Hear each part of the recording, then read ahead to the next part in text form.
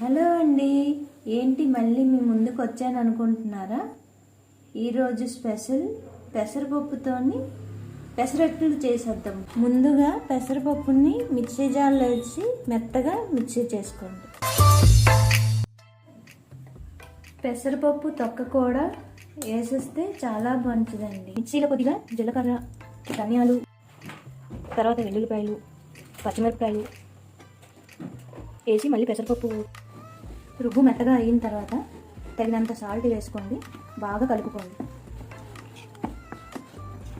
తర్వాత స్టవ్ వెలిగించి పెనం మీద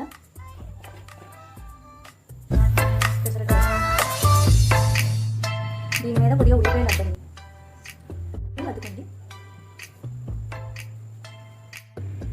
కొద్దిగా ఆయిల్ వేసుకోండి. వేగినంత వరకు ఉంచండి.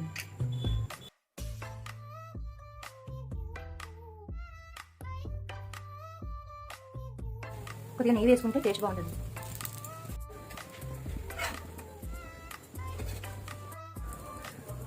మీకోసం పెసరట్టు రెడీ అయిపోయింది. మీరు తప్పనిసరిగా ట్రై చేయండి. ఓకేనండి, మళ్ళీ నెక్స్ట్ వీడియోలో కలుద్దాం. Bye bye.